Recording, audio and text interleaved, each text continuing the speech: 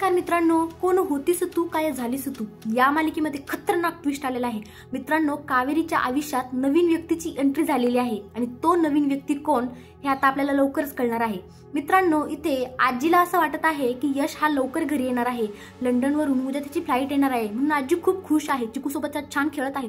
परंतु ती बिचारी कावेरी रडून रडून अगदी तिने हाल करून घेतलेला आहे, डोळ्यातून तिचे अश्रू थांबत नाहीये, कारण ती या विचारात आहे की मला कसं सांगू की यश या जगातच नाहीये, तर यश उद्या येतील कुठून। परंतु सगळेजण खूप खुश आहे, ती यमुना ती तर उड्याच मारत आहे की कावेरी वहिनी अगं यशला सांग ना की माझ्यासाठी परफ्यूम्स आणि लिपस्टिकचे सेट घेऊन यायला। बापरे, सगळेजण इतके खुश आहेत, सगळ्यांना इतका आनंद होत आहे, त्याची ना त्याच्या म्हणजे वाटेकडे डोळेच लावून बसलेले आहेत की कधी हा यश येतोय आणि कधी आम्हाला खुश खबर भेटते की यश आता आलाय। 1 महिना झाला कावेरीने हे सगळं त्यांच्यापासून लपवलं, परंतु आता कावेरीला हे सगळं जड जात आहे लपवण्यासाठी की आता यश येणार नाहीये सांगायला। ती बिचारी रस्त्याने वनवन भटकते, तिला समजत नाहीये की मी आता कसं आणि कोणत्या भाषेत मला सांगू की यश या जगात नाहीये, यश उद्या येऊ शकत नाहीये। आणि हे सगळं चालू असताना ती रस्त्याने भटकत असताना तिचा आता ती एका ठिकाणी येऊन पोहोचते आणि ती पडणार तेवढा तिला एक व्यक्ती सावरतो, तिला आधार देतो, फुलांची टोपली वर उडवते, त्यांच्या अंगावर फुले पडतात, जणू काही रोमॅन्टिक सीनच चालू आहे।